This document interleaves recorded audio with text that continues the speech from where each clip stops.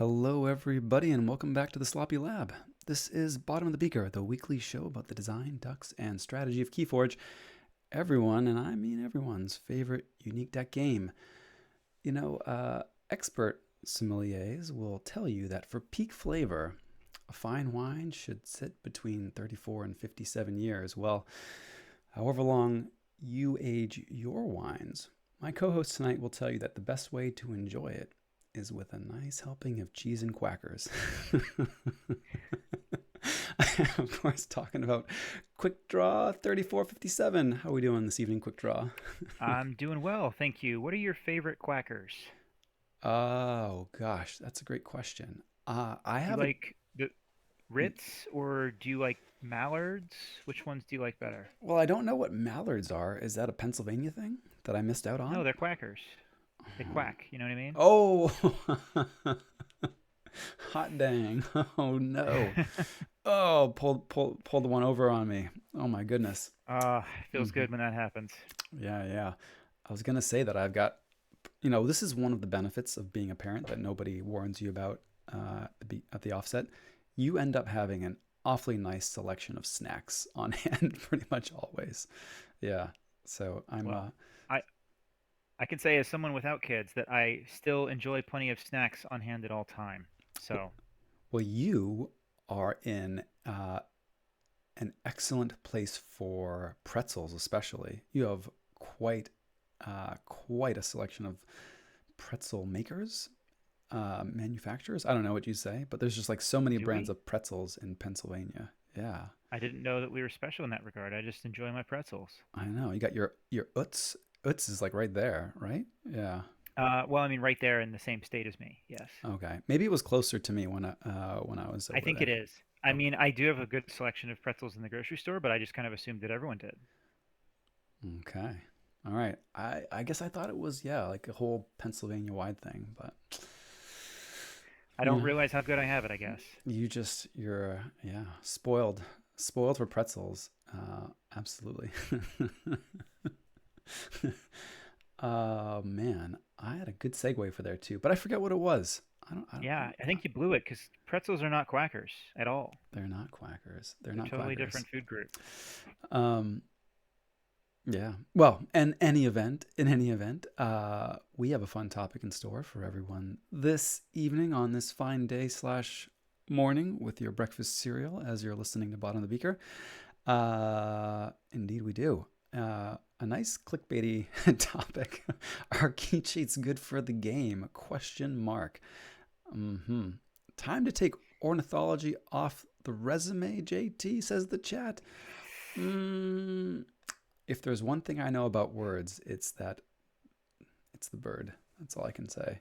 Yeah. um, anyway. Anyway. Yeah. Talking about key cheats. Talking about key cheats. Talking about key cheats. Why are we talking about key cheats now, of all times? Yeah. Actually, the last guest that we had on, Nick, was lovely to talk to. And in the chat this evening, welcome to the Cloggin, had talked to us a bit about the interactivity in the game and the interaction model. And I think this was a topic that we had on the backlog for a while, but it kind of brought it to the fore of my thinking at least. Right. So key cheats a long held part of the game since the very beginning, though you can't argue that by their very nature they don't kind of break or step outside of the interaction model that the game presents, right? So there's this kind of back and forth contract, if you will, of like I do a thing on my turn, you get a turn to respond, and we go back and forth.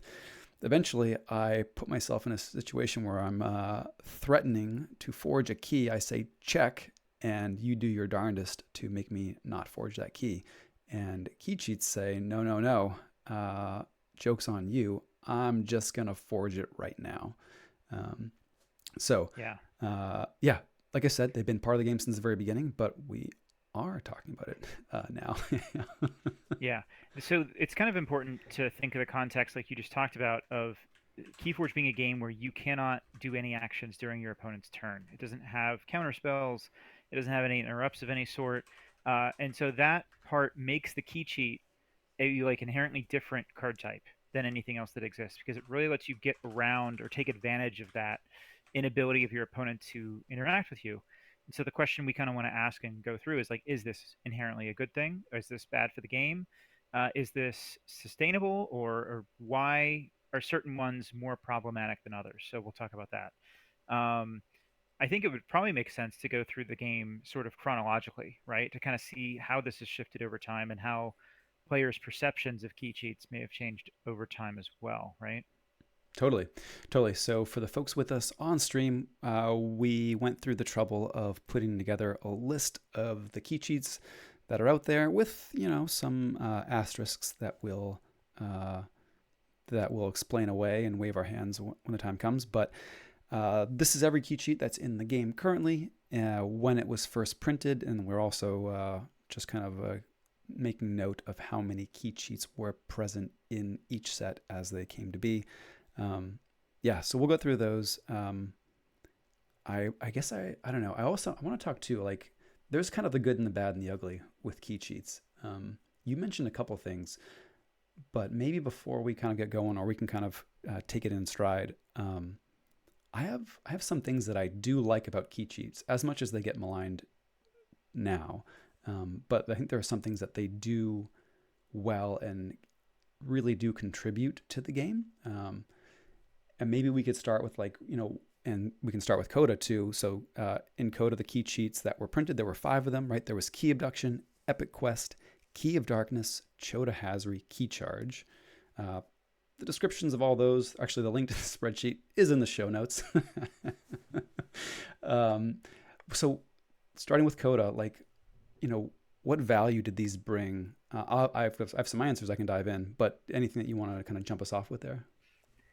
The one thing that I remember when this set came out, when the game was released, and people were talking about like Key Charge and Chota, like, are these good cards?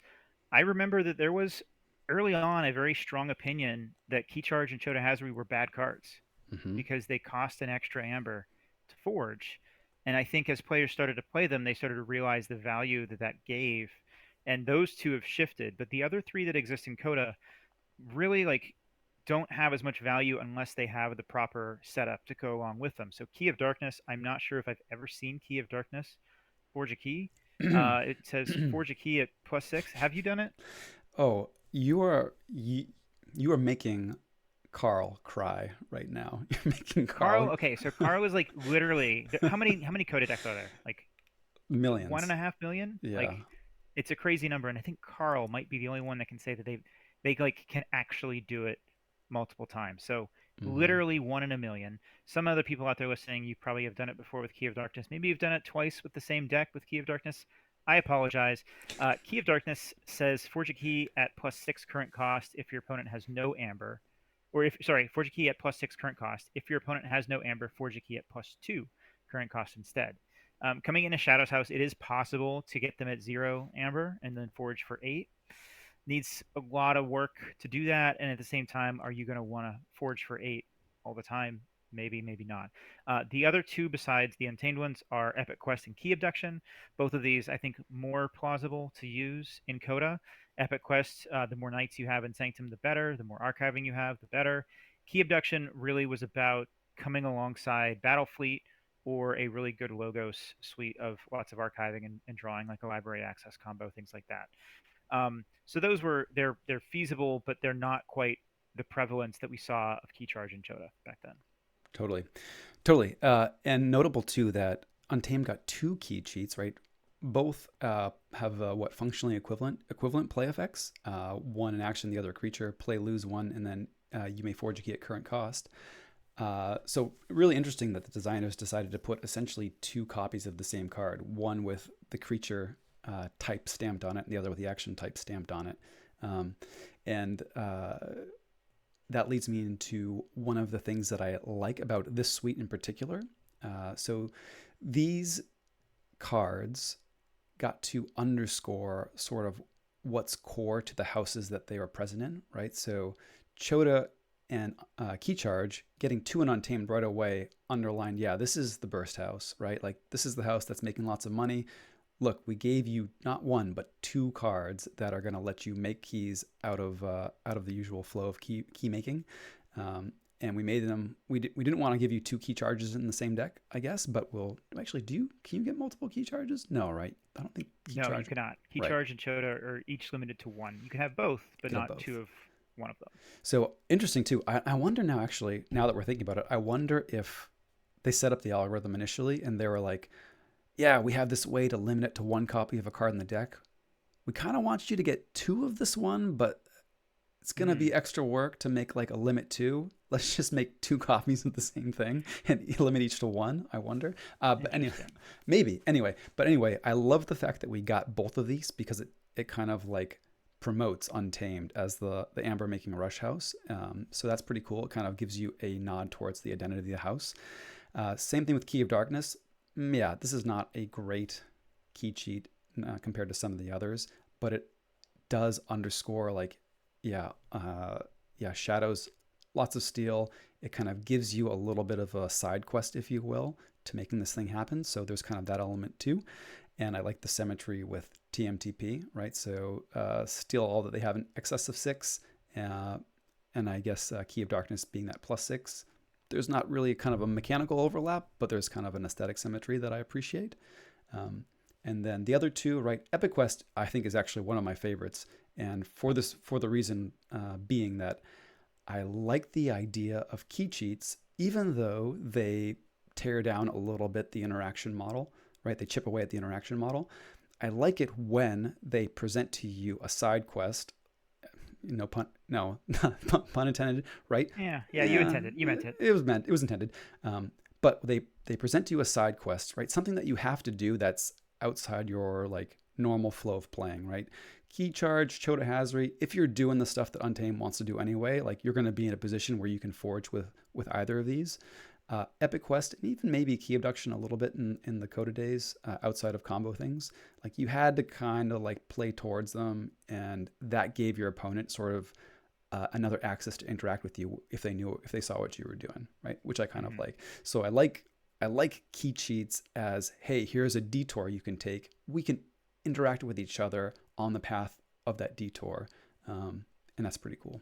That's pretty cool. It is cool, and the interesting thing about those detours or those quests, as you may call them, is they often come to forge a key at no cost, but they require you to do that setup and planning, and some drawbacks involve that too. Like Epic Quest is like you could have this really nice board of four beefy knights that your opponent may not be able to kill, but you got to archive them and wait to get a free key. So it's like there's the drawback there you have to think about. Might Makes Right, which came out in AOA. Maybe I'm jumping ahead a little bit. You need to destroy a bunch of creatures. So like you have this big board. Is it really worth it to destroy your entire board to forge a key at no cost? Maybe it is. Mm. So yeah, those are kind of interesting ways to go about the key cheat route, which is like playing a different game than just saying like I'm going to get to six amber and forge. It's trying to do something different, a little side quest as you put it. Totally. And then the other thing that I like about key cheats, what I think they lend to the game mechanically is they guarantee or they can guarantee a sense of inevitability. Right? We talked about this an episode or two back. Things that games need, they need a way to make sure that they come to a close and they need to make sure they actually end. So your key charges and chotas, kind of as you mentioned in our notes here, they gave the rush decks an answer to the TMTP doorstep control heisty decks, right? So you're not just kind of on your back foot having to dance around TMTP and doorstep. You have a way to punch through, and that gives it a really nice tool to Yeah. make sure that things get moving along. I think that context is extremely important when asking the question, are key cheats good for the game? Because I think, especially in Coda, they were necessary. I think if they Mm, didn't exist, then I don't think you would have ever seen decks, besides TMTPs and maybe doorsteps, but TMTP especially is the one that would come to mind, where you would see so many TMTPs in Coda, which we already did, but like you'd have no answer for it if you didn't have a key cheat. Like a lot of those Shadows decks could come and just capture anything you have in excess of six, maybe combo it with a Lash of Broken Dreams deck so that they could just go dis until you go above eight, then go to TMTP. It would be not a, I don't want to say boring, it sounds bad because I do like Coda, but it would have been a very different game and it would have been a lesser game, in my opinion, to not have the decks that allow you to get around those very powerful cards like Lash and TMTP. totally. And having Untamed's identity be this real burst, this real high amber generation thing is great. Having TMTP doorstep exist is also great. There's a nice kind of balance counterbalance there, but without I think without kind of the Chota and the key charges, I think like you were saying, the the TMTPs are going to dominate, right? All of a sudden, you just need a skeleton key, and there's this threat looming over you the rest of the game that you're not going to be able to do what your house wants to do without without getting really punished. Yeah, Yeah. Well, we're not going to go through every single key cheat that exists, but I think it's good to look at that initial historical context of Coda and what key cheats meant back then, and what do they mean now. I don't know. Do you want to skip like fast forward the whole way to like Grim Reminders and Amber Skies? I mean, I think the others there's other in between that are interesting key cheats. We can come back to them in a minute, but like yeah, yeah, I think the historical context with Grim Reminders is like totally different than what key cheats were back in Coda. yeah, yeah. Sure. And like I said, check the show notes on the old Discord server. There will be a link with the cast episode here too, and I'll drop a share link in the chat in case anyone wants to follow along with us on stream. In a moment. In No a moment. spoilers. No spoilers. Yeah, I'll scroll on down. Here we go. Cool. So I think when Grim Reminders came out, everyone was like, "Oh my gosh, every house has a key cheat. This is so good."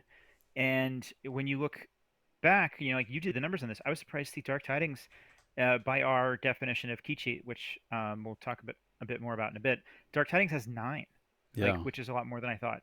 Worlds Collide has 8, with 3 of those being in Saurian though. But Grim Reminders is not the first set that had a ton of key cheats. AOA had 8 as well. But what Grim Reminders had was a lot of support and setup to enable those key cheats, every single one of them. And it made them easier to pull off than they ever were before, even compared to Coda Untamed Rush, where you just drop like a Hunting Witch and a couple Dust Pixies and you got yourself a key there with a key cheat. This was like a totally different level in Grim Reminders. I think that's what makes the difference. I think that's why this becomes a question, like, are key cheats good for the game? Because we see in Grim Reminders that like Ecto Charge coming in a house that can mill your entire deck is very easy to just, like give you an amber and essentially say like if you have 5 amber you can forge a key, which is two amber better than like the Chota and the key charge were. And then you have some other cards that were brought back in Grim Reminders, like the Dark Discovery. Dark Discovery is one that like when it came out in Dark Tidings, it was really rare. If you could forge a key with Dark Discovery and Dark Tidings, you pulled off a big accomplishment. It was a big deal. And then in Grim Reminders, it comes along with cards like Beam of Forgetting and Kariki Germinator, cards that like many cards in house that can stack the bottom of the deck and get you that free key with the Dark Discovery. So that to me is the major difference with key cheats and Grim Reminders. It's not that there's more of them. It's not that they're all like insanely better. A lot of them are the same cards that existed before, except they're coming in houses that are just like catered to that specific key cheat. Yeah, I think that's largely right. I mean, and calling back to what we were just saying about Coda, one of the reasons why I thought Key Charge and Chota were okay in their context was, Untamed didn't have lots of steal effects, didn't have lots of amber control, didn't have lots of like archiving, right? It got key cheats as a way to underscore the things that its house specifically was really trying to do, but were also getting undercut by what some of the other houses were trying to do.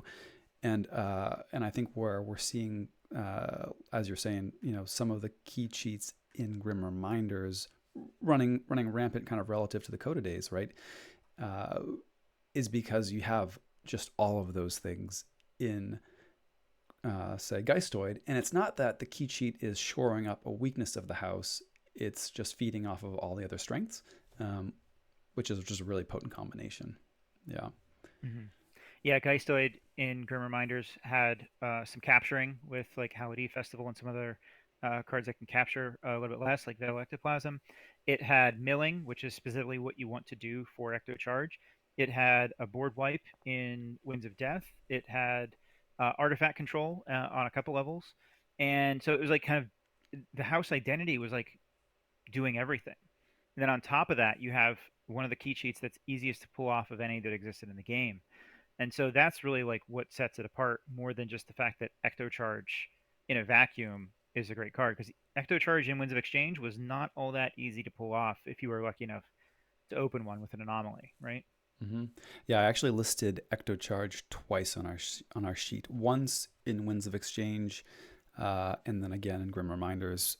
Both of those as being kind of introductory printings for the card, just because they were kind of so differently. Well, they were differently printed, right? But they were also just very different beasts in each of those eras, for sure, Hmm. for sure. Yeah, and I think that's about the enablers, right? Like it's about what is kind of built in to support those. Like I don't think that key cheats are necessarily a bad thing for the game. They get around that interaction that you talked about, and they take advantage of the fact that you can't interact with your opponent during their turn, but they're not a bad thing. And they, like we talked about, they do provide answers, but it becomes problematic when they're surrounded by the other things. So, like the Dark Discovery example to me is the best way to put it, because like Dark Discovery was a bad card in Dark Tidings, Hmm. and it took up 3 card slots, and then suddenly in Grim Reminders, you could have an Untamed or an Unfathomable House with the right setup for it, and you're going to get a free key cheat every game. It's a big difference. Yeah. Yeah. I think you. I mean, you nailed it. I guess I'd like to see the key cheats responding to other houses preying on one of your supposed strengths, right? Like imagine a world where you have the booze, maybe you have the holiday festivals, right? But there's no in here somewhere, right? There's no archiving, but all the other houses now in this other world too have tools that are chipping away at your discard pile or something. I'm not sure, but you have some sort of payoff for like, I'm cashing in on my hauntedness and my extreme hauntedness, and I'm getting a key. Like, cool. Mm. But having the other setup there too, where you're gonna like one not be getting preyed on for doing the thing that you're trying to do, and then two getting to cash in with the enablers is just very potent for sure. Uh, Yeah. So the chat's asking, what is a key cheat? This is probably the good time for us to kind of define what we're including in here when we give these numbers. And people looking at the screen right now on the chat are going to see that we have a few in there. They're like, wait a minute, what are those doing there? And those would be Tachyon Manifold and Ancestral Timekeeper. So why don't you give us a definition of what we're counting as key cheats here in this discussion? Yeah, totally. And if those raise your eyes, make room on the forehead because we include Ceaseforge in our count as well on the Dark Kiting Camp. Were there any others that were questionable? That might have been it. All the others. I think that was the questionable list. We actually debated it a bit beforehand too. It's not really like we're gonna use a loose definition here, but like actually, if you look on Decks of Keyforge, they will also give the trait. I think they give the trait of key cheat for Tachyon Manifold and Ancestral Timekeeper as well. So we're not They, the only ones that yeah, are kind of including this. they do. So yeah, so a little bit of a loose definition, but uh, I'm thinking of it as a way that you can ensure a key without giving your opponent a chance to rebut that key, right? So Tachyon Manifold makes it in because I can take a sequence of actions that guarantees me a key. Uh, uh, I get to check, activate Tachyon Manifold, immediately go to my next turn and forge. There was kind of no window for you to come in, make a steal, play a miasma, or what have you. And that's a little loose, but that's kind of how I'm thinking about it. Yeah. Hmm. The Timekeeper is the same thing. It's a time walk where you get to check, you take an extra turn, you forge the key.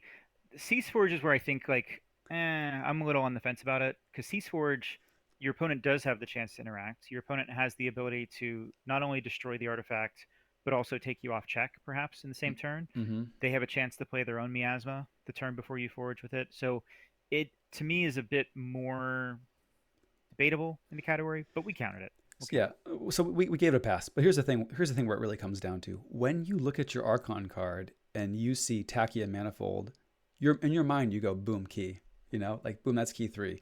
When you see Cease Forge, you're like, all right, I'm gonna be forging key three with this. When I see Ancestral Timekeeper, I'm like, maybe I'm gonna like get an Maybe I extra should turn open a new deck. somewhere, and like, and I like Ancestral Tenant People a lot. Actually, one of my favorite to play Grim Reminders decks features the clocks, and they're like very, very kind of like fun and fiddly in this deck.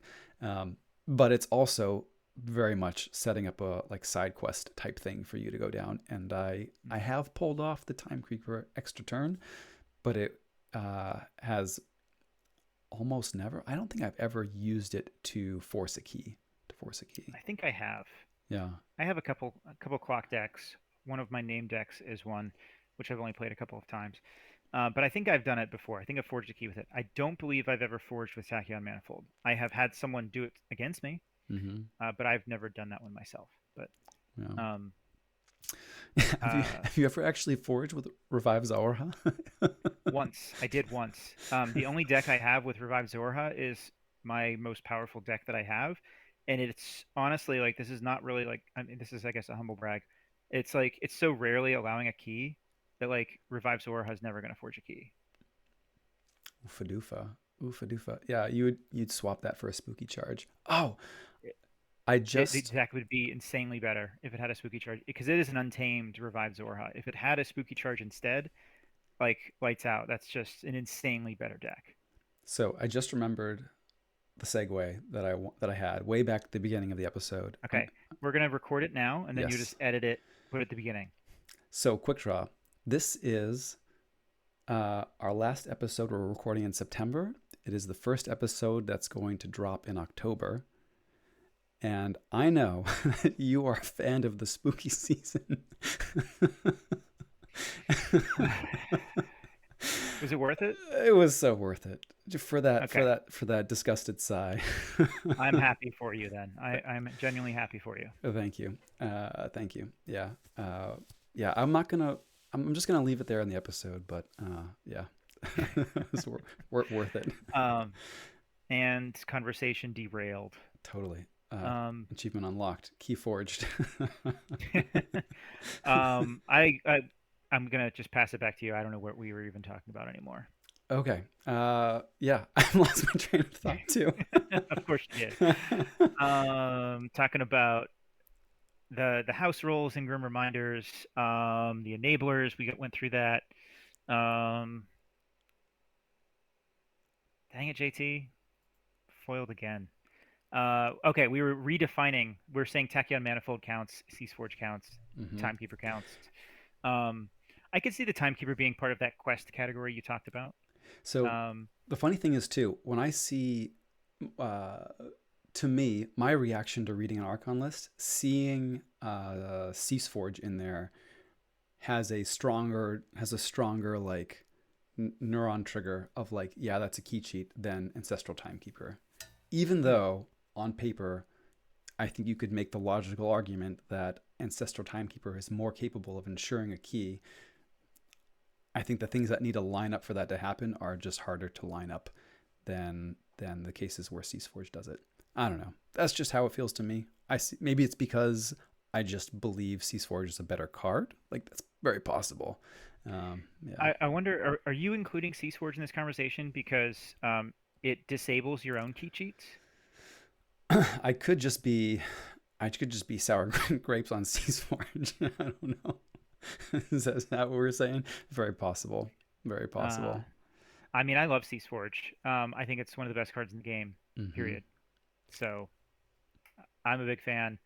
I still think it's debatable whether it belongs in the category of key cheat. Fair enough. Yeah, there was another for grasping at rails. There was another kind of category of cards that fall into a similar camp. Key safes are another category card that folks will talk about. And these are cards, and yeah, this is all kind of semantics, but these are cards that instead of forcing a key right now without giving your opponent a chance to respond, they are cards that will attempt to protect your natural forge on your next turn, right? So your opponent still gets a turn. There's still potentially things they could do, but these are cards that are going to try and ensure that you actually do lock in that forge. And the line between like, yeah, this is guaranteed, or no, this is disruption with a fancy bow on it, uh, is pretty blurry, like I'll admit. But when I think of a deck like Veggie the Bandit Survivalist, one of my favorite Winds of Exchange decks, has no key cheats in it, but it feels an awful lot like it does because let me pull up the deck Yeah, real quick.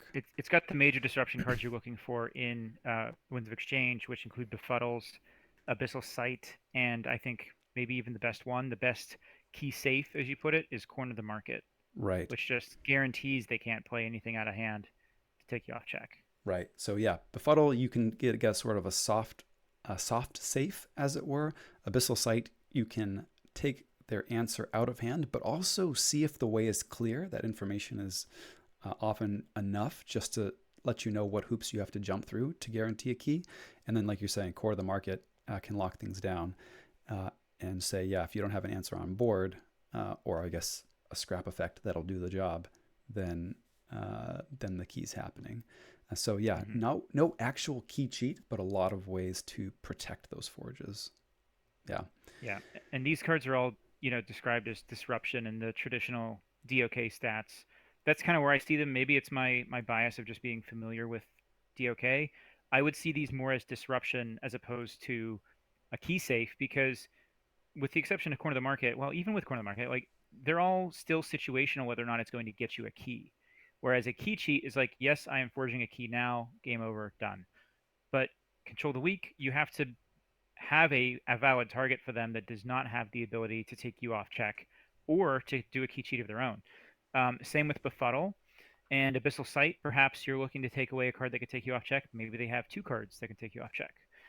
Brain Drain, same thing. So, like, to me, Key Safe might be a bit strong because they're still situational. They're still looking for the right setup and the point in the game, and most importantly, the right opponent and the right deck that you're playing against that maybe only has Amber Control in one house to get them out of that house. So they're more situational to me, but I think reasonable minds could disagree on this. yeah, totally. And it's a messy kind of distinction. Uh, to me, it comes down a lot to you know what's your intent when playing this card most often? Are you holding it for points in the game when you're about to forge, or are you using it for disruption and a tempo boost earlier on when you're not necessarily going to get a key immediately? If it's a card that you're like, no, I'm going to hold this and try and guarantee that I make key three next turn, then I'd say that leans more into key safe territory. But I will grant 100% we're kind of this is sort of semantics, but there is another category of card that's related. I don't know though. Between these two, I mean, do you think that key safes are just kind of better or worse from the game, or these are just kind of this is a needless distinction and JT's being silly? Well, you're always being silly, yes. It's But it's I a don't question. think that key safes are not necessarily bad for the game. There's nothing bad about them. They're disruption. They're a different element. They're different counterplay, different skills. Um, I think the more interesting question might be: are they better design wise than key cheats? Right? Like the ability for you to interact, at least in a small way, with the key safes, as you put them, is that better, more healthy for a game where you don't have that interaction, where the key cheat just gets around that interaction and takes advantage of it in a way? And you could argue that those are maybe not good for the game. I would say key safes are probably better design wise because Mm. they at least still give your opponent the option or the ability to kind of do something, whether that is like yeah, okay, they're expecting corner of the market to prevent them playing cards. Maybe they need to play that Miasma Bomb or the Lash of Broken Dreams a turn early to make sure that they can still use it on board when the corner of the market comes. Something like that. Like there is some interplay with that and interaction with these key safes that I think is a healthy thing for the game. Interesting. I was trying to imagine a world where, like Coda Untamed got something that was akin to Brain Drain instead of Key Charge, and how that would have impacted things. Yeah, I mean, you still have to worry about the TMTP or doorstep being in archives, and it's not a perfect match. Mm. But it's I don't know, interesting thought experiment how it would kind of shape things up. There are certainly feel bads associated with key cheats, and maybe even more so with the heavy disruption key safes. Did I say safes or cheats before? I get mixed up. But like getting hit with Corn in the Market or Tachyon Manifold when your opponent's uh, also on check for key 3, and you're looking at a grip of stuff that's like all ways to take them off check, is a feel bad moment. Like that's a feel bad Yeah. moment. Yeah. I certainly, as a player, I feel worse playing against disruption than I do against key cheats. Mm. Um, doesn't mean that it's worse for the game. It just feels worse as a player to have the disruption. Oh, a true Spike answer. It feels worse, but that doesn't mean it's worse for the game. Yeah, that's true. Yeah. No, I mean, I totally get it. I think it kind of all comes back to, what's the interplay between the cards and the houses mechanically? What checks and balances does this bolster, and what does it break down? Um, yeah, I think maybe like Ecto came in the breakdown category as it shook out. I mean, it's hard to predict these on the offset, I guess, but in hindsight, I think we can look back and say that maybe Key Charge and Shoto were kind of more on the like bolstering some of the checks and balances. But there's gonna be a variety of takes on these. The interaction model does sort of set up this contract where there's going to be uh, anticipated contract, can we say, where there's going to be field bads when folks are stepping out of it. Like, Yeah. yeah. Well, I mean, you mentioned a couple of times now the house rolls, and I think we've seen the house rolls blur a lot, especially the last few sets. Hmm. Um, or we talked about Geistoid kind of being able to do everything, and it has a good key cheat. Equidon in Winds of Exchange was really able to do everything, and it had a key cheat, not a great one. I've seen it work before as well. Token of Appreciation, where you forge for 13, I think, -1 for each token on board, Yep. something like that. So it's possible, but like I think the bigger issue there was that Equidon did everything. It had board wipe, it had amber control, it had artifact control, it had some big creatures, and it had targeted creature control. Like it had everything, like, and that to me, I think, is the problem that kind of it creates.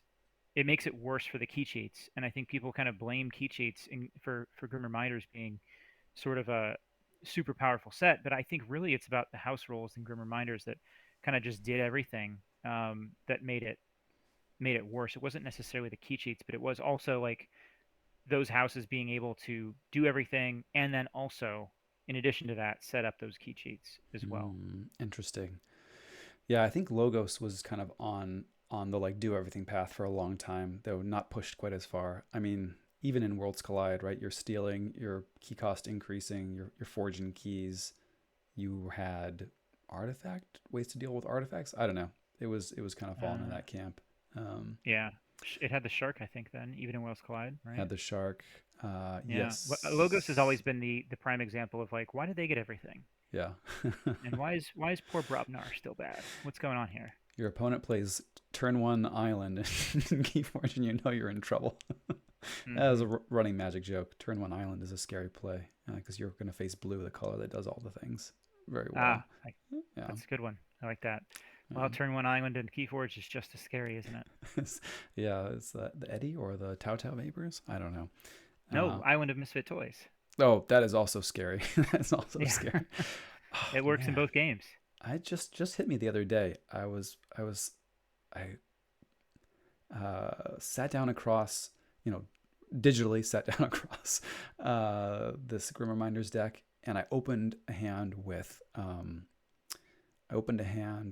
some disruption. I think it was Eaton's. I think I had an Eaton's jar, and I was like, ooh, uh, let me see how they open. I'm gonna, get something good with this because I don't think they had any artifact control. Anyway, I was playing Zyger, but they went island, and then it was like boo boo island nonsense on the following turn. And I was like, I didn't even get to stop it with my Eaton's jar. Dang it. No. Yeah. But I digress. There was one last sort of like thread I wanted to pull on, and I think it's actually a really important thing that key cheats do provide, and that's this concept of reach, which is another term that you hear thrown around in Magic circles, and it's very much tied up in the idea of inevitability and ensuring that the game comes to a close, right? So in Magic, which is a take you from 20 life to zero game, there are cards which can do damage directly to a creature or another thing or a player.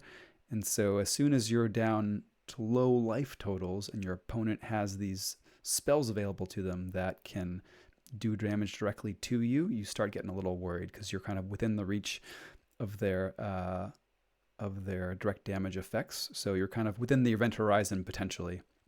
And the analogy here in racing terms is you imagine two people neck and neck on bicycles getting to the finish line, and they're both stretching their hands out trying to get to the finish line.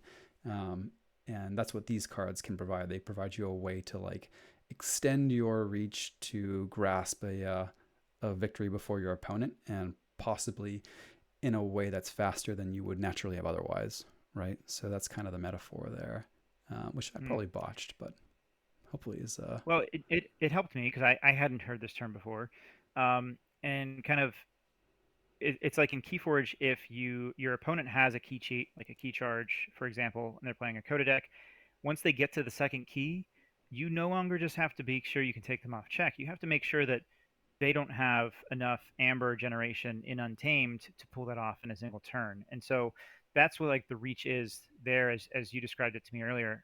That really helped me understand the concept. So you're kind of they do give you this reach because they change the game and they change your opponent's mindset for how they have to stop you. They can no longer count on playing a miasma or a TMTP at the right time to take you off check. They really now would be like, okay, they have 3 pips left in Untamed, and they've got 2 Untamed on the board.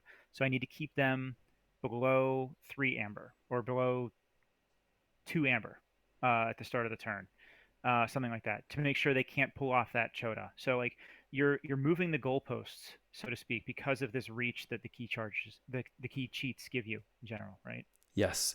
And this ties back to what you were saying about having a lot of support or too much support potentially for key cheats, and there being a tipping point in there where it maybe shifts from being sort of this healthy balance to an unhealthy balance. If your reach gets so far that uh, it is untenable for me to manage it, right? Like the bubble of like I can forge a key if I'm within this bubble. Like if I'm have start the turn with 1 amber or 2 amber, right? As soon as you like when you see your opponent with key charge, yeah, I'm like counting your untamed creatures, counting how many pips you have left. I'm like, all right, I have to keep quick draw to 2 amber or below, or he's gonna be within reach of forging that third key with key charge. If that reach extends too far, then I think that's where it starts to break down the interaction model, right? And I think that's Mm. why, say, Tachyon Manifold is very, very difficult to manage when you're staring down key three, right? Because you look all across the board, they've got Sandworm and Sandhopper, and you're like, okay, that's 4 amber from hand, 2 pips, like extra pips, and they've got their key. I don't have like enough tools to manage keeping you outside of that bubble very effectively. So if that reach extends too far, I think that's when you can start getting into trouble, I guess is the point Yeah, there. yeah, definitely. Um, so can I pivot away from reach, or do you have something else you wanted to bring Nope. up about the reach? I think that was it. I think that the point I was trying to make there is that it can be a very important thing to have in the game, and it can be a very interesting dynamic to add. Like when I play Sai, another deck that I love to bring up here, um, it is very different playing that deck versus opponents with key cheats versus without, uh, just because I'm now managing you at your reach as opposed to just getting above kind of the natural forge, and it completely changes how that deck gets played, and that's very interesting as long as there are meaningful ranges. Yeah. Mm-hmm. Sai being the deck that you have that has 2 heavy subsidies to make their keys, everyone's keys cost 18, which I've actually watched a game with you playing that deck before where your opponent forged a key cheat straight through the 18. It was just like, yep, I'll take 19 for this key Worth it. charge here. Worth it, totally fine. But yeah, it does kind of change the equation when you yeah, with the reach that they offer. Totally. You had mentioned being a racing game, and I thought this was a great opportunity for us to bring up another Mario Kart analogy here. And I think for anyone familiar with Mario Kart, um, there's so many KeyForge similarities with it. I was trying to figure out like what is the similarity here with key cheats in Mario Kart, and I think it's a shortcut. I think that's one way to look at these cards. So Mario Mm. Kart has certain stages where you have certain shortcuts you can take, whether that is like a glitch in the game or an intentional shortcut. Both of them apply. Both of them exist, and I think that's really like the real comparison there because like let's say you're playing, I think in the old Nintendo 64 version of it there were some shortcuts that could only be done by characters in certain weight classes. So Hmm. if you were a heavyweight you could go over a certain wall somewhere, but you couldn't do it if you were a lightweight. So if you're playing against someone with a heavyweight, you have to understand like, okay, if they know this shortcut, if they have this shortcut at the right time, they can do that and they have like this additional reach to get to the finish line. So I need to be like, maybe half a lap ahead of them by the time they can actually pull that off. And sometimes I remember as a kid playing this one when you're trying to like jump over this wall and skip half a lap, and sometimes you might like mess up 3 or 4 times, and it doesn't matter because if you get it by like the fifth time, you're still coming out ahead after that. So it's like it's about that quest sort of as well, where you're going on that quest, be like, yeah, this is going to set me back right now. It's a little hard to pull off. I'm not sure if I'm going to be able to do it, but if I do, it's worth the reward. I like that, and I like that there's actually some risk involved, right? That's kind of what makes it interesting. Uh, I don't know. Mario Kart's a skill game, just like KeyForge. So There you you got go. to be able to execute your plan, right? There's no well in Mario Kart, I don't think there's a shortcut where it's just like guaranteed to do it. Um, maybe your opponent leaves a banana peel right by the shortcut before you get a chance to take it. So there's certain things they can set up ahead of time. Mm. Um, but interestingly enough, a lot of shortcuts, if you take a shortcut and someone shoots a red shell at you, which is the heat-seeking shell, it will not find you if you're on the shortcut. Sometimes it won't. Oh, so sort of So the shortcuts or the seeker shell is looking for you on the like path, on the fairway, on the as it main were. path, yes. Very Interesting. similar to how in KeyForge you can't interact with your opponent's key cheat. You don't have a chance to stop them. Like once they're in that shortcut, they're going to get it. Mm. I like too the other similarity there where you sometimes just don't make it over make it through the shortcut and your opponent finishes and they're like, what were you doing? And you're sitting there with counting 6 sanctum cards between hand and archives for 4 turns in a Yep. row. You're like, Yep. I was one short. It was gonna be great. I don't have any keys now, sorry, but it was Yep. almost. Yeah, for sure. Nice. Nice. All right, I'm gradually leveling up my knowledge uh, of Mario Kart, and I appreciate that. Well, there will be Mario Kart at KFC. You've Nice. got to join in this time around. Behawk is the Mario Kart supplier. Um, so I'll be bringing my Nintendo Switch controller. Make sure I can jump in that game, and you should do as well. All right. Well, I'm gonna have some time to practice up. I guess. I don't know. I got Well, I feel like we've talked about it enough. You should be able to just pick it up. Like you'll be good to go in the first race. good to go. Ready to do it. Ready to do it. And you've Uh, played Keyforge, so like, how much different could it be? if there is as much overlap as you all have been touting, it should be natural. You should be able to close your eyes and win a race. uh, yeah, barring well, yes, we'll go with yes. Cool. I am, yeah, looking forward to KFC. Very much so. Very much so. Um, yeah, yeah. Have you? Well, you've been cracking some of your pledges, but very few decks so far. Opened quite a I actually monster though. haven't cracked them. I cracked my Amber Skies name decks, my custom decks, and then I went to my LGS last Friday, same day I got it, and I cracked one Sky Beast deck and opened a key cheat. So Nice. I feel like I'm going to retire now. I'm good. Um, I opened up a blue Ember Drake, and the deck is very spicy. Um, Lots of enablers for the Ember Drake. Let's talk about this now before we're not going to wrap up just yet. Let's talk about the new sets that are arriving in people's hands now, Ember Skies and Tokens of Change. Ember Skies has 5 key cheats if we count each Ember Drake as a separate, which we Mm-hmm. do. You can get decks with multiples. Um, and then it has Freedom to Be, which I have 2 copies of in my quick draw deck. Freedom to Be is a Skyborn action, no Amber Pip on it. Forge a key at +4 current cost, reduced by 1 for each Skyborn creature on a flank. So that'll count your Skyborn and your opponent's. So I do have a deck with 2 of those. Mm-hmm. Pretty cool. It's nice to have the option, nice to have the reach of a key cheat like that, even though it's usually going to be forging at 8. Yep. So not as good as even a key charge in Chota that forge at 7. And then the last one is a rare Logos action, Empyrean Charge. Forge a key at +6 current cost, reduced by the total number of cards in both players' archives. Discard each player's archives. So that one is a. It comes with another special rarity card that comes with it to kind of enable the archive locking on both sides. Yep. But that's going to be a pretty powerful one, I think.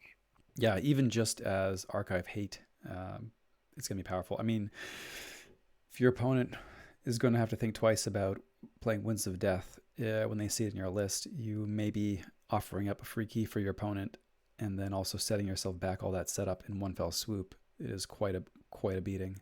Um, Yeah, it's a very hard counter to Winds of Death. Yeah, yes, yeah. I think I actually have a couple decks so far with that in it. Very interesting, and yeah, yeah, interesting to see some of the brews that folks are coming out with, especially on the Alliance side with the Amber Drakes.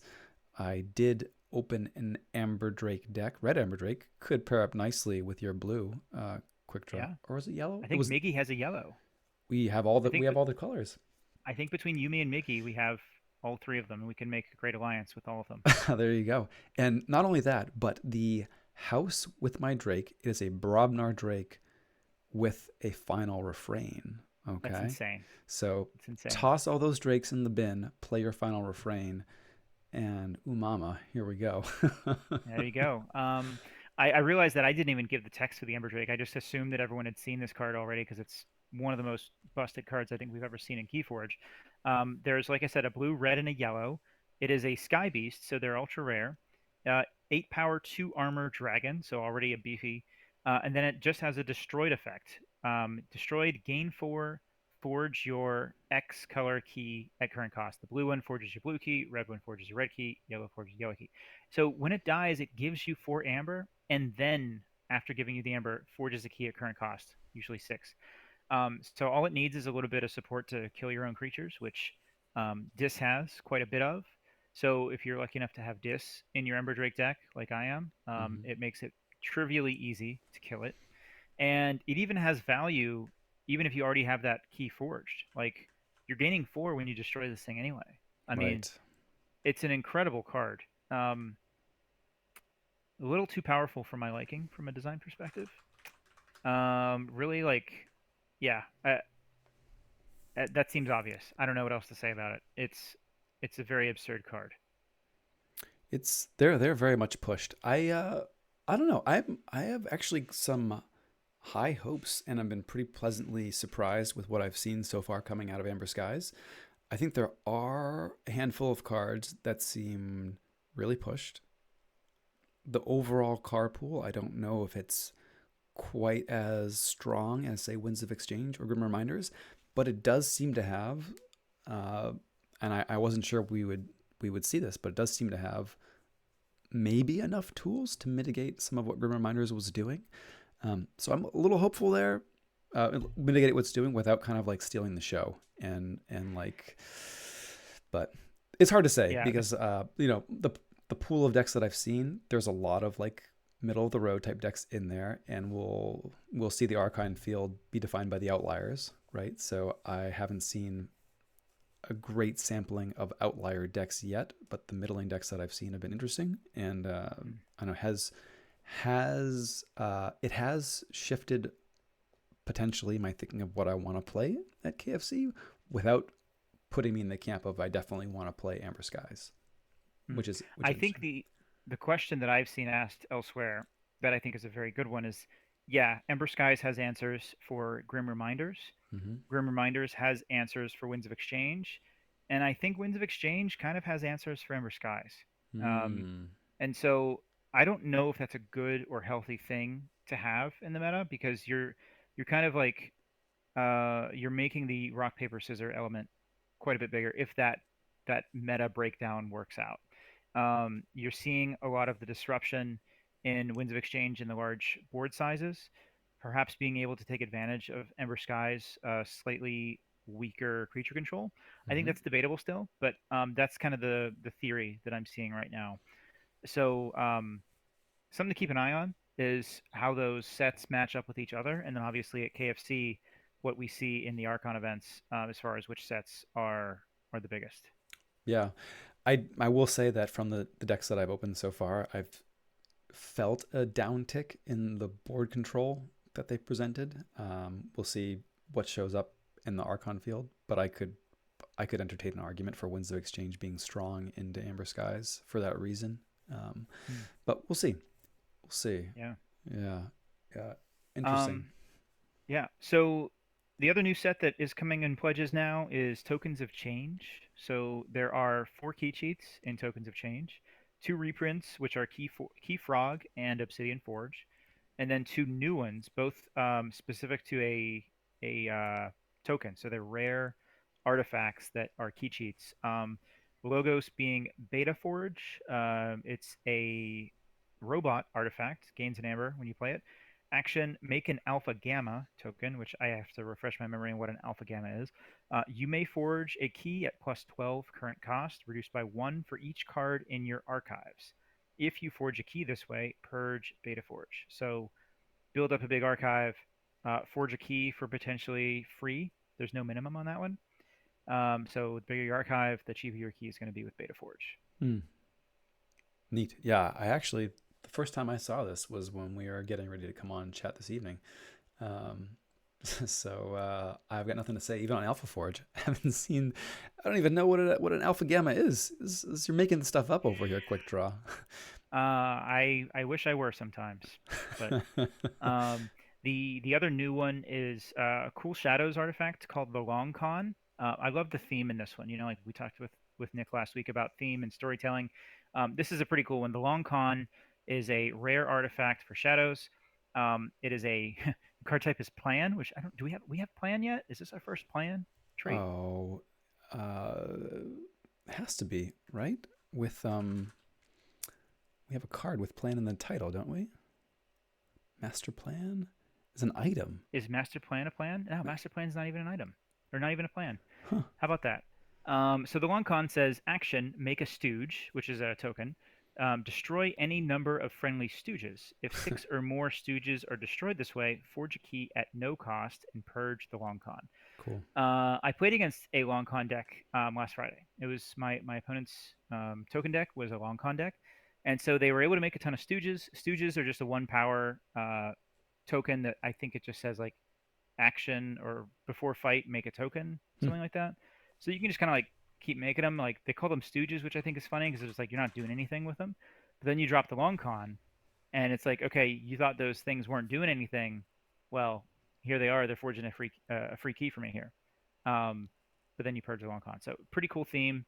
Um, sort of similar to the Blurpive, but it Mm-hmm. purges itself and it's not quite as easy to get it back from discard. Mm-hmm. And hey, welcome not tonight. Good morning. Good morning. Yeah, on your way to the Vault Tour in Madrid. Awesome. Very nice. Yeah, safe travels and thanks for stopping in for sure.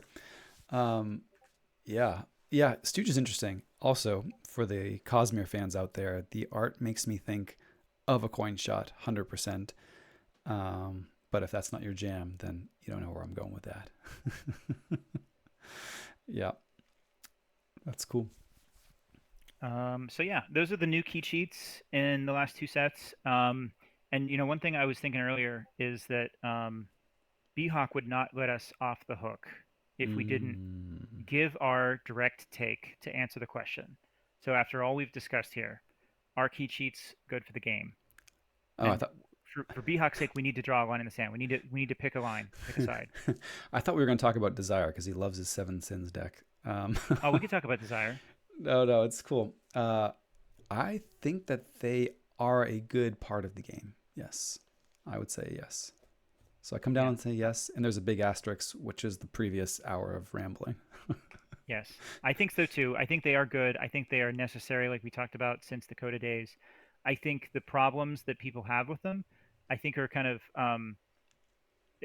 what's the right word? It's kind of a red herring, right? Like, I think people point to the problem with Grim Reminders being the key cheats, but I think there was a lot of other design issues in Grim Reminders that caused those key cheats to become seemingly an issue. But I agree.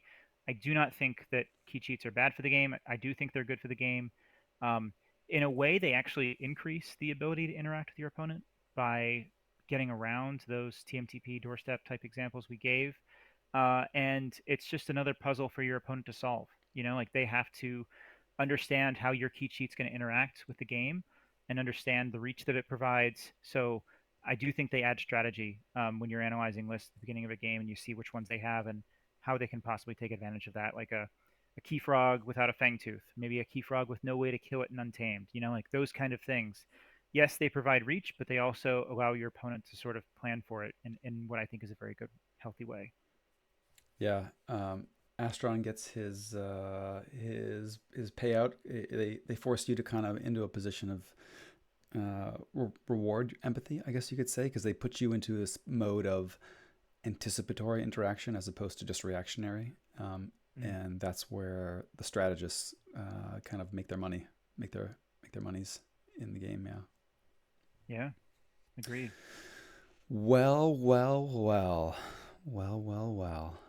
Anything else? I think we hit most of the stuff we wanted to hit. I think we did too. Okay, very good. Well, folks, this episode of the Bottom Beaker was brought to you by Gambit's Razor, the grooming tool that adds a little thrill to your game.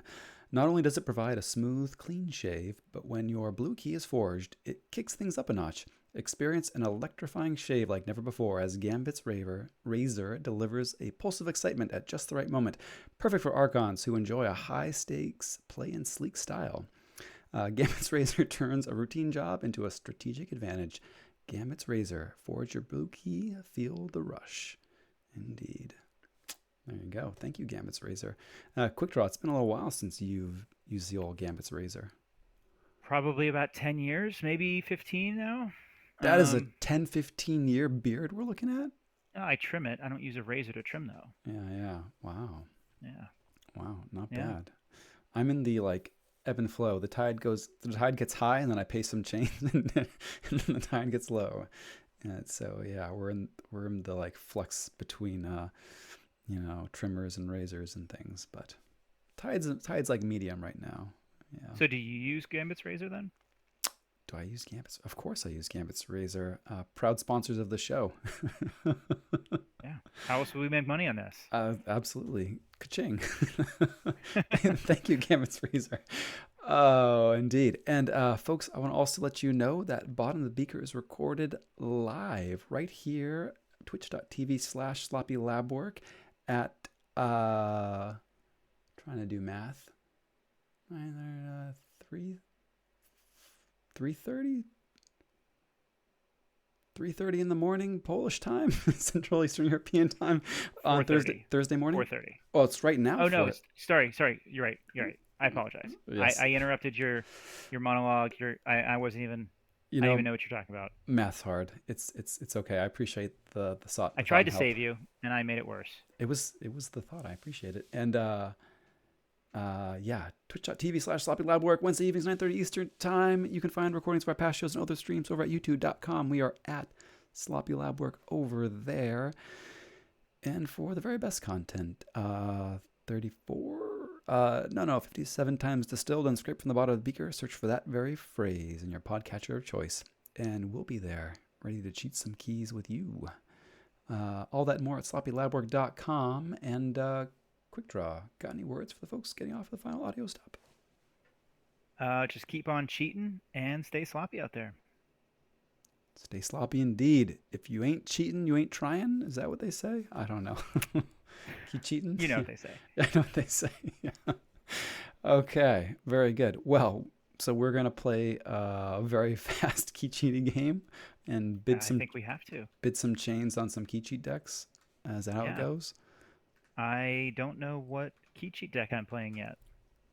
Okay. We both just gonna pick whatever key cheat deck we want and then dive into an adaptive best of one. I think so. The old Let's see adjustments what I here. got then. So, for the record, are we counting Cease Forge as a key cheat? I would say no Okay. for the purpose of this game. I will defer to you on that one. Okay. Um. Hmm. That's an interesting one that I don't know if you've seen in a while, if you've ever seen it at all. Sounds interesting. Let's see what we got. Do we have? Is there a constraint in DOK? You can filter by this? I don't think so. You'd have to list out all the cards, I think. Yeah, I'm not gonna type all this up right now. All right. No key cheat in Favorites. Macro Bell. Actually, sort of a sidebar to all this. Turnkey. I've been thinking about how Turnkey has some extra life now with the Ember Drakes out. Um, Oh, interesting. just drop your Turnkey, unforge the key that they wanted forged, and then immediately kill it, and then forge the key they don't want forged. So you Some can good counterplay against the Drakes. step on their Drake. I like it. Yeah. Not a key cheat though, so I'm gonna keep scrolling. I think I It's I think I know what I want to play. do you want to share the set, or you don't have to? Probably gonna be AOA. Between. I mean, I could play Denizag. It does have a key cheat. Classic. Uh, I also have an Epic Quest deck. Did I unfavorite it? That would be so sad.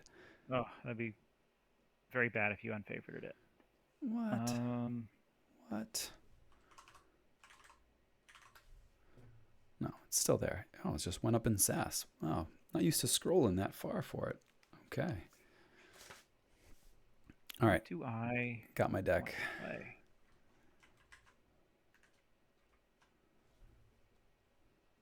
Oh, almost Ketzer. Not 10.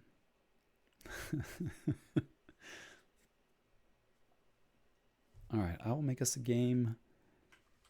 I haven't even picked a deck yet. What am I doing?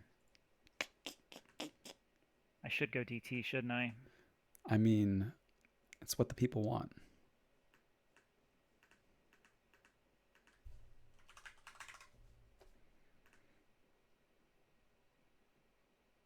Okay, beginner game I is think I played up. this one against you before. You've seen this deck before. Um, No, I think the one that I was just looking at, I think I played against you on stream before. we may have played this against each other on stream as well. You're not playing a Beanstalk deck, are you? I'm not playing a Beanstalk deck. I'm Okay. playing an No, 'cause AOA deck. Yeah. okay. Um,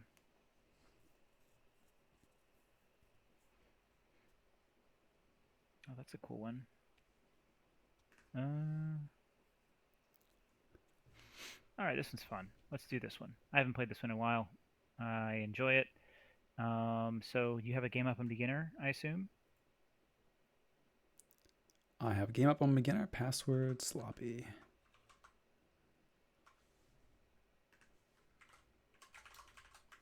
All right. So I am going to go DT. I am going to play Altruistic Ishmael.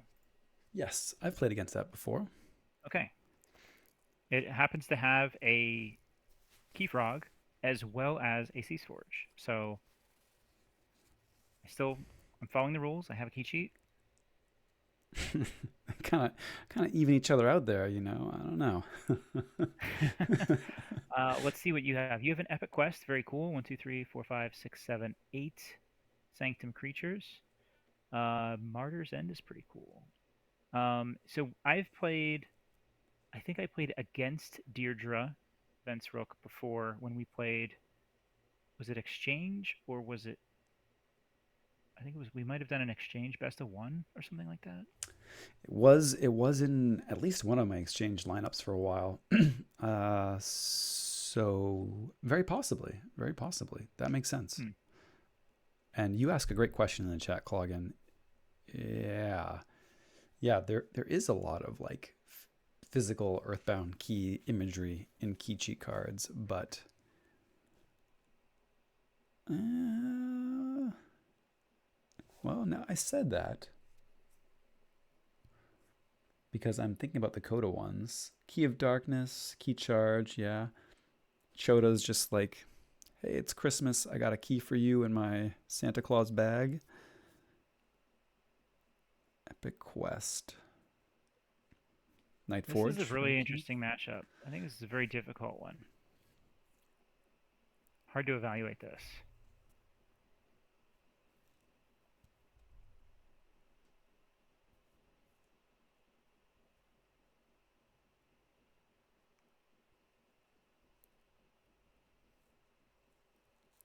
Hmm. Very hard.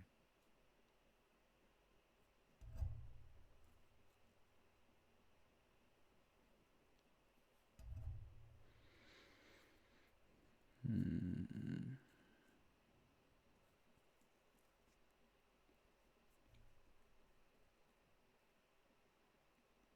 Oofa doofa. I haven't chosen yet. No, Have nor you I. chosen? Okay. All right. So I'm not taking that much time then.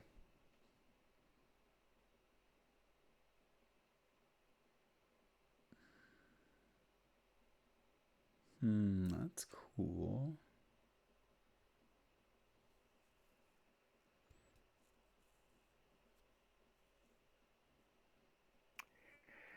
Oh man, this is a really tough one. Like we've talked before about how the difference with best of one and best of three, it's like so hard to pick accurately. Not only to pick, but like to bid correctly in a best of one.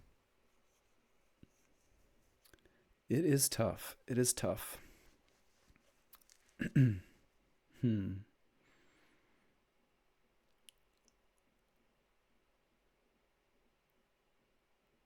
All right, I've chosen, I think. Did you choose? Not yet. I have disconnected. Classic. Classic quick draw move. Classic. Folks on the stream too will enjoy my background that harkens to our intro Mm, this evening. Yeah. dang it. I did not want to bid on different decks. I don't feel confident with this. Oh, you get to go first. Silver lining. Yeah, that's something with zero chains. Okay. Yeah, I was really tempted to bid on Deirdre. Um, Definitely feels faster. It can be. So we'll see. I don't know.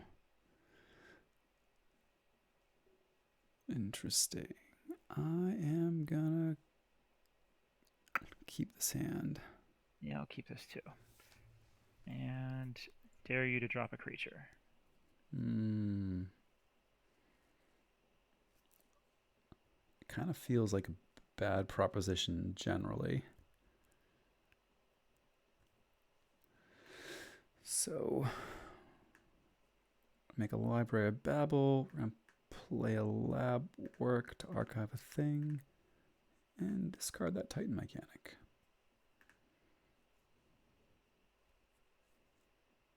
Mm-hmm. Mookling. Cool. Cool, cool. Move some more stuff here. No in the archives. We'll play the old life word or Tanu's Mm-hmm. binding. And I'm going to discard this streak to strike. That's what I thought. Too afraid, huh? Live in fear. YOLO, you ought to look out.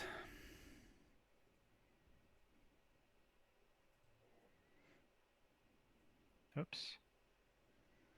Oh well. That's what I get. And a Cease Forge. Nice.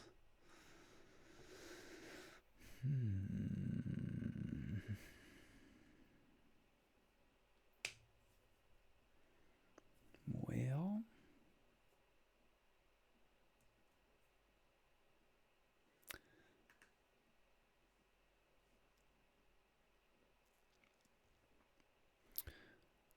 passing on the old archives. We're gonna blow this spirit's way. Potentially regret our life choices here. Hmm. Well, I've regret my life choices of reaping before I played the force field, so Yeah.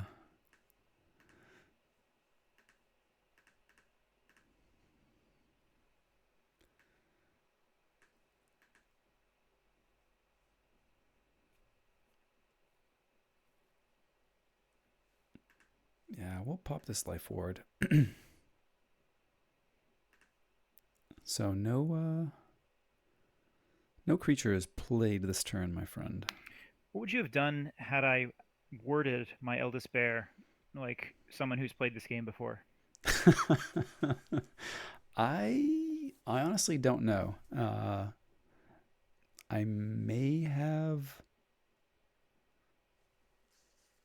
I think I'm still unloading my sanctum there, uh, and that means I'm probably still. Let's see, still playing the spirit's way, popping the ward, fighting it off with Merrick, and you've got Mookling plus a Gung now, I guess. Yeah. Okay. So I've got a bunch of knights on top, Hopefully, you and don't have the epic quest yet. yeah. So I'm gonna draw one with Library of Babel. You may have I'm gonna. disconnected, sir. Yep, I knew that as soon as you said you drew one with library. Oh, I haven't drawn yet, but I will Oh, draw one with Library. Binate Rupture. Do I live my life in fear? I think in this case I do. Discards hmm. that Binate Rupture. We're going to play the Wormhole first. Gatekeeper. Okay. Archive a thing, and for fun, draw that Sanctum Duder. Why not? Here come the Mooklings. And a Key Frog. Holy moly. Cool. Cool. Hmm. Man, that word is coming really back to bite me. Yes.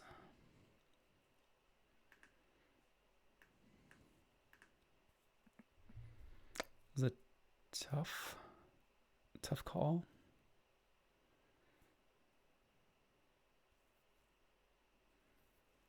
Good news is I think that's your only amber control. You have a Maruk, but Yeah, I don't have a ton. Oh. Yeah, tough call.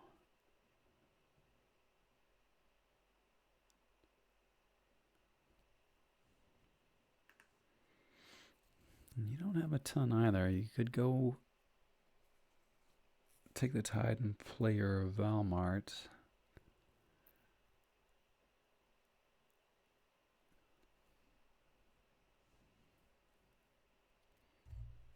Hmm. All right. We may regret things here. I sure hope you do. I might. Doing some fights.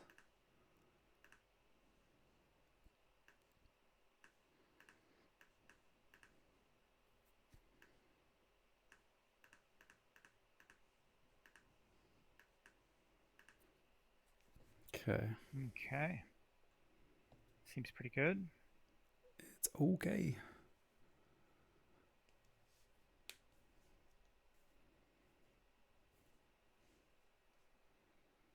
All right.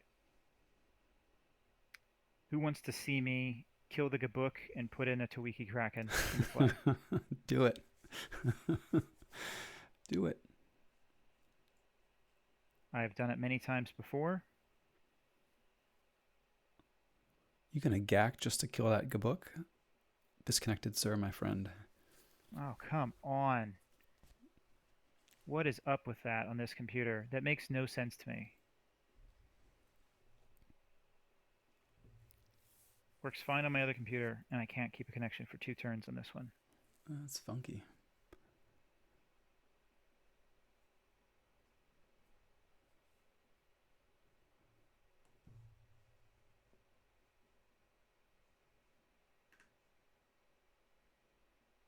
Hmm. Yep, we're gonna do it. Okay. Ooh, so Operative close. Espion. It's a thing. It's a creature. Make it so cool. Let's see how many I can get in a row here. Got the thunder. So Good book. good book number 2. Oh, interesting. Any consideration to Use the key frog. make it so first, and then does make it so discard or just reveal? Reveal the top card. Okay, so at the end of make it sowing, you know the top card of your deck. Mm-hmm. So if you like know there's a creature there for the GAC before playing the GAC, you know. And I digress. Making a key, very nice. Don't like the Triska still.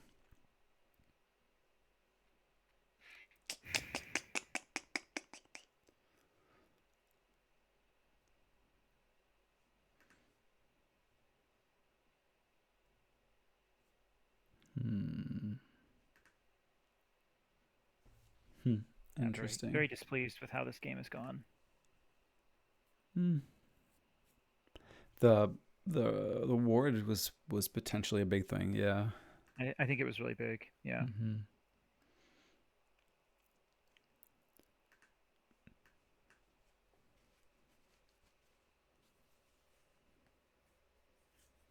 I didn't want you to get back your Sanctum creatures because of the Martyr's End and the Epic Quest.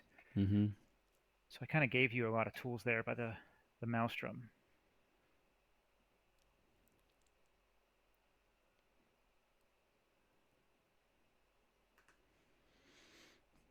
Oof. Sorry, having to think here.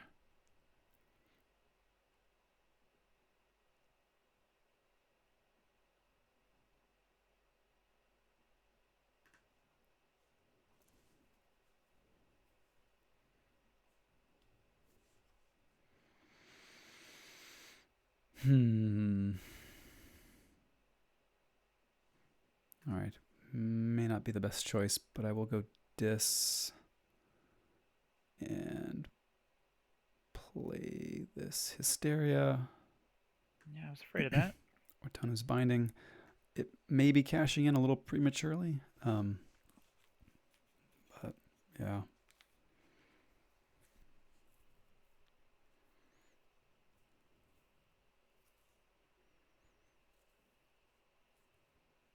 Hmm.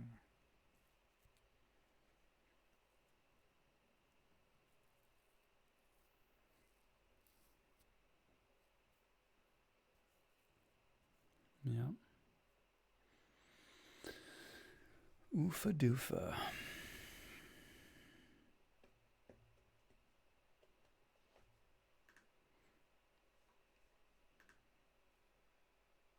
Maelstrom gone. One yak gone. Interesting. I'm going for style points, quick draw. I'm going for max greed here. Drawing a card. Very nice. Logos card. Excellent. Put the Titan mechanic on a flank.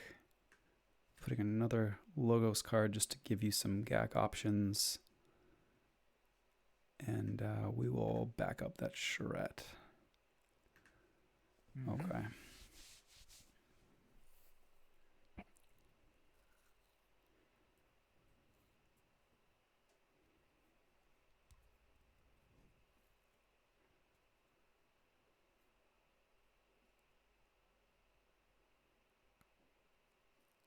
I think I like this.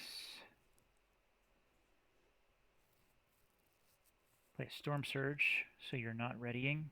Nice.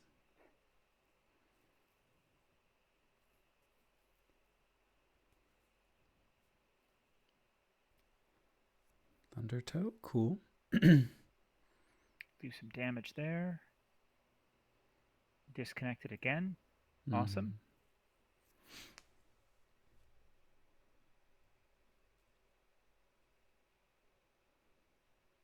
Nope, I just am an idiot. And I'm going to blame it on the DCs, but I screwed that whole turn up. I'm surprised it didn't It's Thundertoe the Key Frog. Or, I don't know. I Did it? I I I brain farted. I don't know. Maybe it's late for me. I'm not sure what's going on. That turn was a total brain fart, and I should have never let you forge a key. That was the whole point of me playing Untamed, and don't know what I was doing. Oh, to swap in the Mookling? Yeah, Mm. Yeah. yeah, that's uh, major mistake. That's going to cost me.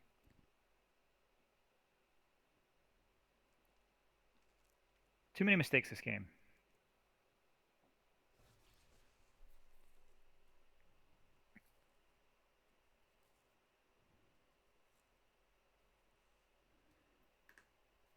go Sanctum here.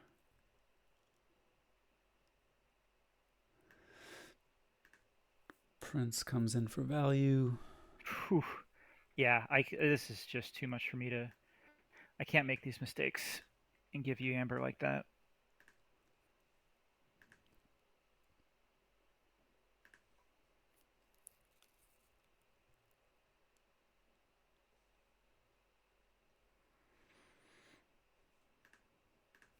Okay. Questionable hold there for me, but okay. Yeah, that's it. Doesn't matter. No, I'm tilted fully right now. I think I need to get lucky.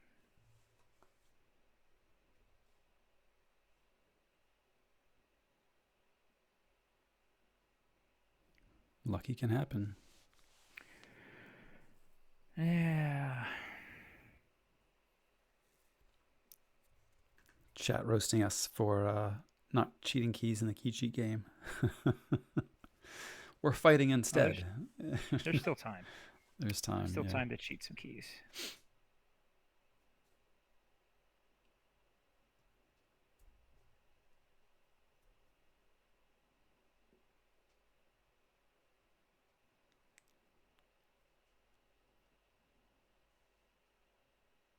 Mm-hmm. Tide is I, high. I don't even know what else to say at this point. I decided to hold that before I raise the tide. I'm out. I don't know, man.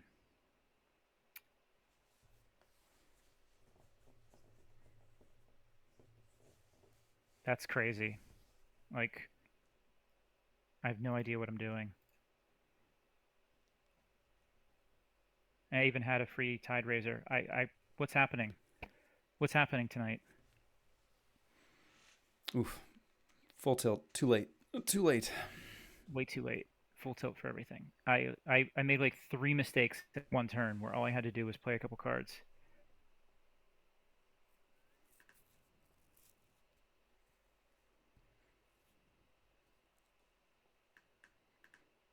I don't even know what to think.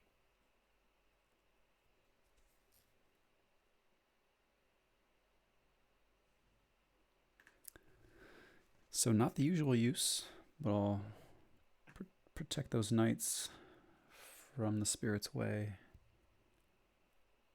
And yeah, that's that turn.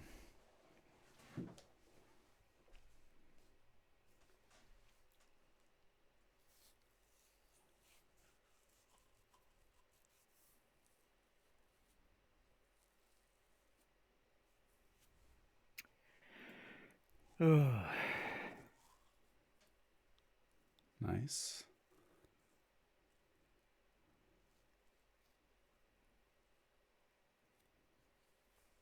There you go, everybody.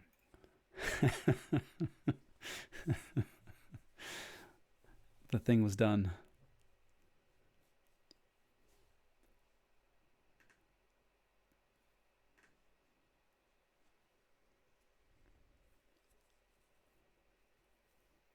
Eldest bear.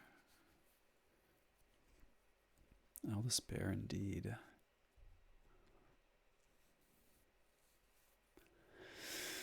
Hmm. Assault is rude. Assault is rude.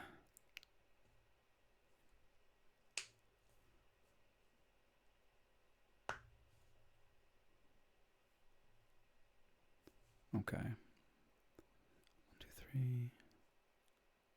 I can't believe I made this a game. It's a game.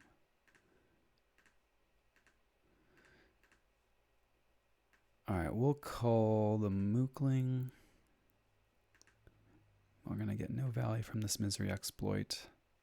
But I will give you some stuff to fight. There's a Tesmal, a Charette, and an Ortanu.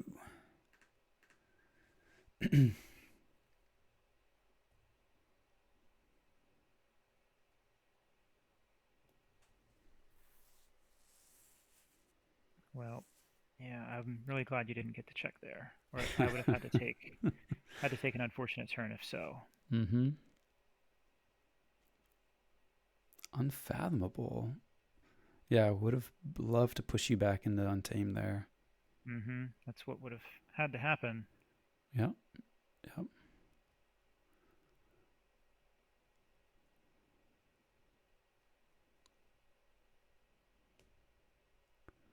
Okay, so Wakoli is a +2. You flipped your deck so we don't have the Mooklian discard any longer.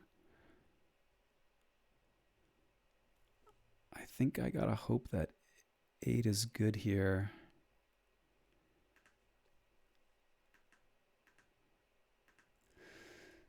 And I have other. Is that just overly greedy? Let's see. Next turn, 1, 2, 3, 4. +2 on board.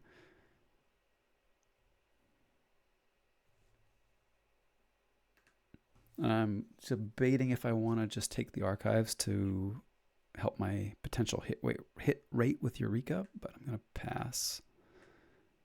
Okay, did hit the other Logos Pip. Womp womp.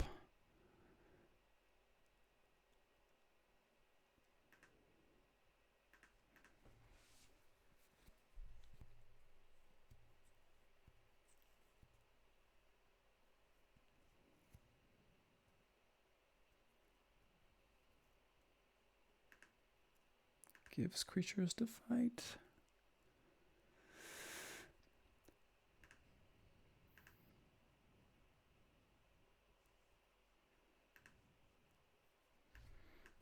Play this Hexpion. Discard there. Wouldn't want you to have no Eldest Bear targets.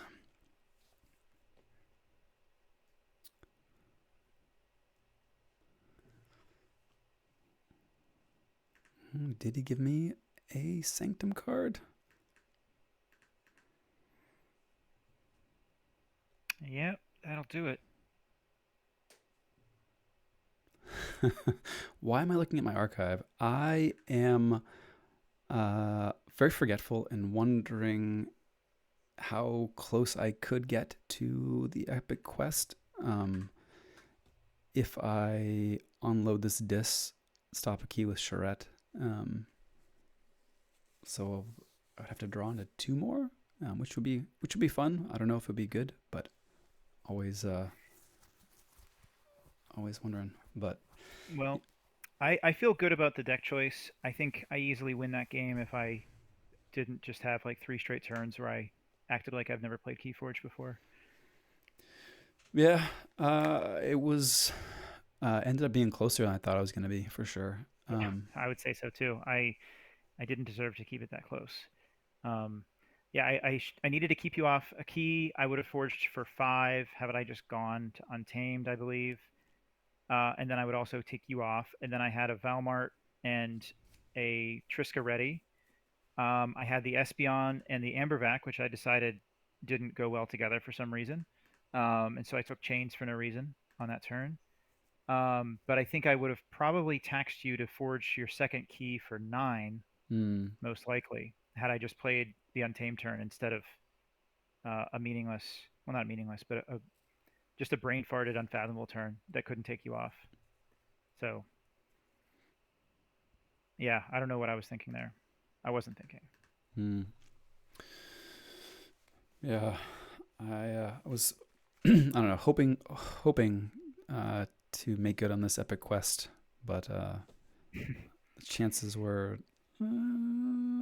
iffy. 6 cards and Yeah, 20 left to draw they two weren't more. good because you had already passed, like, once you had played the Martyr's End, you were already past the point of being able to do it before you flipped. Oh yeah, that was that Martyr's End was like turning my back on the quest more or less hmm for that Yeah, game. which is But interesting. It's an interesting decision you have to make when you have those kind of quests. mm-hmm, Um, I think you made the right call. If I had the Valmart earlier, I think you may have regretted it. mm-hmm, it was definitely part of thinking about that whether or not I was going to regret the Valmart. I think it was the right gamble to take. Oh, And the I right. didn't have the Ritual of Life yet, did I? You did not have the Ritual of Life yet, if I'm remembering right. You didn't have a or at least I'd like to think that if you did, I would have considered you getting back the Mookling. Yeah. So when you went to 5 amber, 1 key, that's the turn that I was like, I need to play the Ritual of Life so that I can ensure that I can get back a Mookling. Mm-hmm. And what I ended up doing the next turn when you went to check is I went to a different house that could not take you off check, and that defeated the entire purpose of me taking that turn to play the ritual because I wanted the ritual out so that I could make sure that I got the Mookling back, Yep. and I did not do that. Mm. Oh, thanks, Ketzer. Thanks for hanging out. Um, yeah, funky one. Uncharacteristic. You know, you were feeling bad about running away with the standings and threw me a bone. So That's probably what happened. I appreciate it. You're a gentleman and a Yeah, scholar. Yeah. I felt sorry for you. Yeah. Yeah. Indeed. Cool. Well, we all get to bedtime then. I think probably so. Probably so. I should probably sleep it off. Sleep it off. Do we have any other leagues that we should play now? Are we matched up anything? Too many legs, right? Yeah. I don't think we are. There's a let's see. There's a Time Shapers League going on right now, but I'm not playing you for Newton. I'm not playing you for Point Cap. Um, I have to get I Josh and Newton, I think, or Whirlpool. I forget. why can't I? Is challenge down for you right now?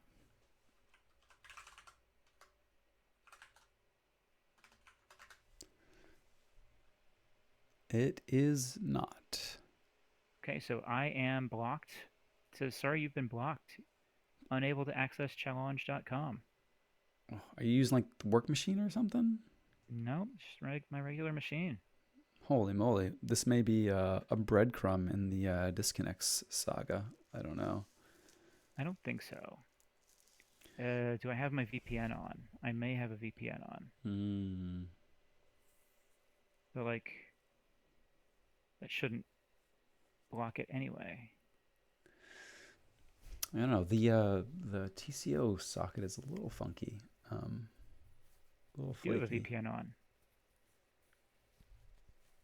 Okay.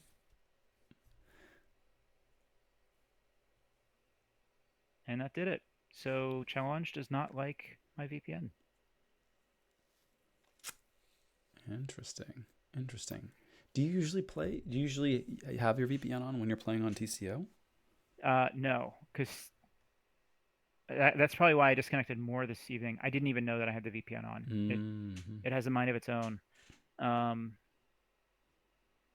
so no, I did not realize I had it on. Interesting. Let's see. So you and I are not matched. Oh, see, Whirlpool hasn't started yet. Um, Point Cap 5. I think I'm on the I just played buy. Josh. Oh, you are on buy. How about that? Indeed. Oofa doofa. All right. Well, Well, yeah. So we'll have to wait to play a league game for another week. till next time. Till next time. All right. Signing off, folks. Thanks for hanging out. Good times, good chats, and see you around the lab. See you guys. Later, peeps.